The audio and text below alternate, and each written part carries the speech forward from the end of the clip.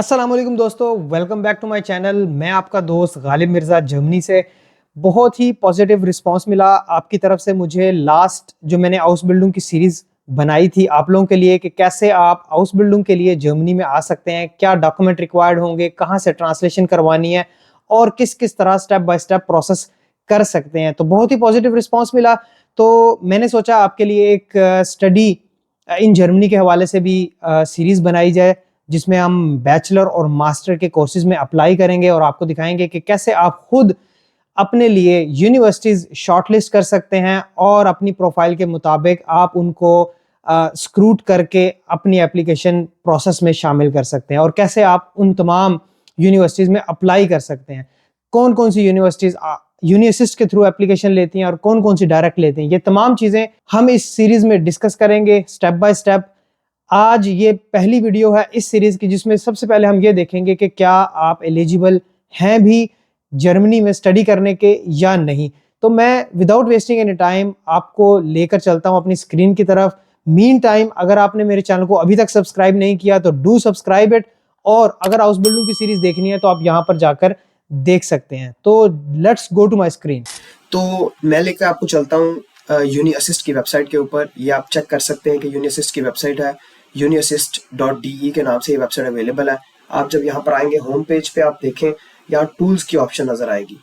तो सबसे पहले अगर आप टूल्स पे जाएं तो चेक यूनिवर्सिटी एडमिशन की एक आपको टूल नज़र आएगा, आपको इसमें जाना है और यहाँ पर आप देख सकते हैं कि क्लियरली मेंशन किया हुआ है कि ये टूल आपको ये बताएगा कि अकॉर्डिंग टू सम स्टैंडर्ड्स क्या आप एलिजिबल हैं जर्मनी में पढ़ने के या नहीं। तो यहाँ देख सकते हैं if you wish to study in Germany you need a university entrance qualification. University entrance qualification basically इसका ये मतलब होता है कि अगर आप बैचलर के लिए अप्लाई कर रहे हैं तो क्या आप मिनिमम स्टैंडर्ड जो है उसको फुलफिल कर रहे हैं जो जर्मनी में रिक्वायर्ड है या नहीं, उसको कहते हैं यूनिवर्सिटी एंट्रेंस। इसी तरह अगर आप मास्टर के लिए अप्लाई कर रहे हैं तो क्या आपके पास इनफ क्वालिफिकेशन है कि आप मास्टर कर सकें जर्मनी में या नहीं। तो इसको इन दोनों टर्म्स, एक टर्म्स जो है वो दोनों कैटेगरीज में इंप्लीमेंट हो सकती है, चाहे बैचलर हो या मास्टर हो। तो यहाँ लिखा भी हुआ है कि a collective term for school and university certificates which qualify the holder to study at German university. तो बेसिकली जो मैंने आपको क्लियरली बताया कि जो यूनिवर्सिटी एंट्रेंस क्वालिफिकेशन होती है वो कोई भी क्वालिफिकेशन हो सकती है जो आपको एलिजिबल करती है उस डिग्री के लिए जो आप अप्लाई कर रहे हो। तो यहाँ पर सबसे पहले आप देख सकते हैं कि हमें क्राइटेरिया मीट करने के लिए सबसे पहले कंट्री को सिलेक्ट करना पड़ेगा। हम पाकिस्तान सेलेक्ट करते हैं, उसके बाद आपकी मल्टीपल ऑप्शन सामने आ जाती हैं। तो सबसे पहले पूछ रहा है वो क्वेश्चनर आएगा, यहाँ पर 3-4 सवालों के जवाब देने पड़ेंगे और उसके बाद वो आपको बताएगा कि क्या आप वाकई एलिजिबल हो या नहीं हो। तो यहाँ पर वो पूछ रहा है आपसे कि what type of school leaving certificate do you have. तो जनरली आपने किया होता है इंटरमीडिएट या डीएई किया होता है। तो अभी इस वीडियो में मैं इंशाल्लाह इंटरमीडिएट के बारे में बताऊंगा।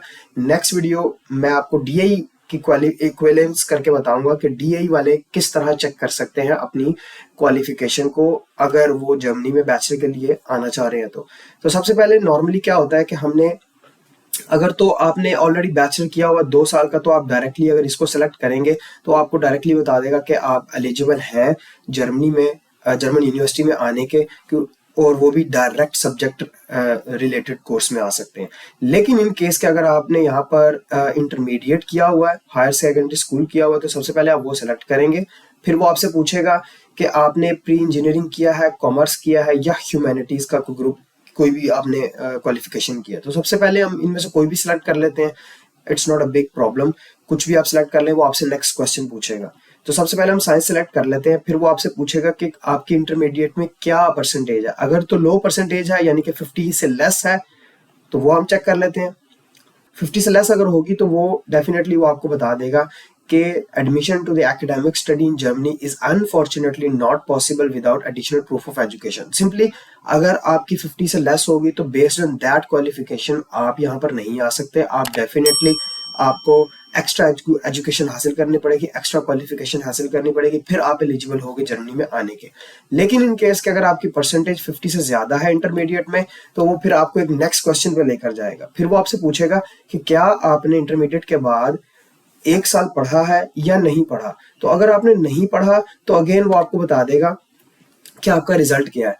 With the educational background you qualify for the subject restricted admission to a preparatory course. इसका मतलब ये है कि अगर आपने इंटरमीडिएट सिर्फ किया हुआ है और आपकी परसेंटेज इंटरमीडिएट में 50% से ज्यादा है और उसके अलावा आपने कोई क्वालिफिकेशन हासिल नहीं की, तो आप डायरेक्ट बैचलर में नहीं आ सकते, आपको प्रिपरेटरी कोर्स में आना पड़ेगा, जिसको जर्मन में स्टूडेंट कोलेग बोला जाता है, जर्मन लैंग्वेज में।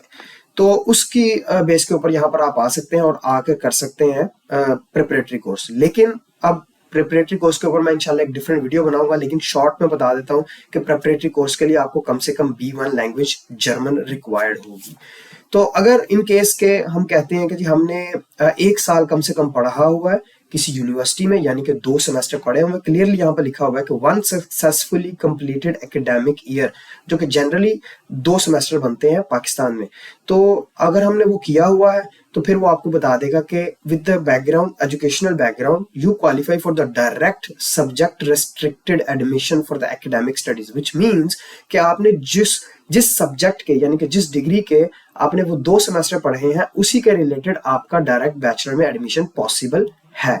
तो यही है क्राइटेरिया चेक करने का कि क्या आप जर्मनी में क्वालिफाई करते हैं बैचलर के लिए या नहीं। इसी तरह अगर आप मास्टर का चेक करना चाहते हैं तो मास्टर के लिए हमें सबसे पहले सवाल पे दोबारा जाना पड़ेगा, और अगर सबसे पहले सवाल पे आप ये सिलेक्ट करते हैं कि आपने successfully completed bachelor degree of at least 4 years, तो फिर आप यहाँ चेक कर सकते हैं कि अगर आपने वो सिलेक्ट किया है तो आप किसी भी जनरली डायरेक्ट एडमिशन आपका हो सकता है मास्टर्स में रिगार्डिंग योर सब्जेक्ट, ठीक है। लेकिन अब यहाँ पे ये कंफ्यूजिंग स्टेटमेंट है कि with your educational background you qualify for the direct general admission for academic studies in any subject area. अब ये तो आपको बता रहे हैं कि आप किसी भी सब्जेक्ट में आ सकते हैं, लेकिन इंडिविजुअल यूनिवर्सिटीज की रिक्वायरमेंट डिफर कर सकती हैं। कुछ, बल्कि मेजॉरिटी यूनिवर्सिटीज ऐसी हैं जो आपके बैचलर की बेस के ऊपर, स्ट्रिक्टली बैचलर की बेस के ऊपर जो सब्जेक्ट आपने पढ़ा है उसी के रेलेवेंट डिग्रीज में एडमिशन आपको ऑफर करती हैं। आपने अगर स्लाइटली डिफरेंट भी किया तो भी कुछ यूनिवर्सिटीज आपको एडमिशन दे सकती हैं, लेकिन टोटली डिफरेंट डिग्री में आपका एडमिशन नहीं हो सकता। फॉर एग्जांपल, आपने कंप्यूटर साइंस पढ़ा हुआ और आप लॉ की डिग्री में जाना चाह रहे हैं तो दैट्स नॉट पॉसिबल।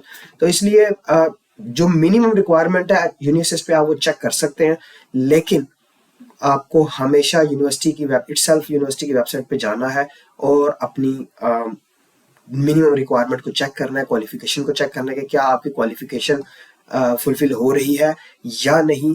और कुछ यूनिवर्सिटीज ऑल्सो आपको ग्रेड्स भी बताती हैं कि कितना ग्रेड आपका मिनिमम पिछली डिग्री में होना चाहिए, जो आपको क्वालिफाई करेगा यहाँ पर एडमिशन अप्लाई करने में। तो आई होप कि आपको ये वीडियो हेल्पफुल लगी होगी। जब भी आपने कभी एडमिशन अप्लाई करना है जर्मनी में, आप जरूर सबसे पहले यहाँ पर आए, यूनिसिस की वेबसाइट के ऊपर आए और चेक करें कि कौन कौन सी क्वालिफिकेशन आपके पास होनी चाहिए, क्या आप एलिजिबल हैं या नहीं है। नेक्स्ट वीडियो में मैं आपको बताऊंगा कि कौन कौन सी कंट्रीज में क्या क्या रिक्वायरमेंट है। हर कंट्री की रिक्वायरमेंट है कि यूनी असिस्ट पे अगर आपने एप्लीकेशन सबमिट करनी है तो उसके लिए आपको क्या क्या अपलोड करना है लाजमन। तो वो हम इंशाल्लाह अगली वीडियो में देखेंगे। मेरे साथ जुड़े रहें, मैं इंशाल्लाह आपके लिए इंफॉर्मेटिव वीडियोस लाता रहूंगा स्टडी इन जर्मनी के हवाले से, और आपको इंशाल्लाह सब के सब डॉक्यूमेंट लिस्ट कि कौन कौन से डॉक्यूमेंट आपको चाहिए होंगे, क्या क्या डॉक्यूमेंट लिस्ट है, कौन कौन से प्रोसीजर्स होते हैं जर्मनी में एडमिशन अप्लाई करने के, यूनी असिस्ट क्या है, यूनी असिस्ट में कैसे अप्लाई करते हैं, डायरेक्ट यूनिवर्सिटी में कैसे अप्लाई करते हैं। एक थर्ड प्रोसेस भी है जिसको कहते हैं DOSV, तो उसके बारे में भी हम डिस्कस करेंगे इंशाल्लाह। तो मेरे साथ जुड़ रहे हैं। अगर आप मेरे चैनल पे न्यू हैं तो चैनल को फॉलो करना ना भूलें। मिलते हैं इंशाल्लाह अगली वीडियो में। अल्लाह हाफिज।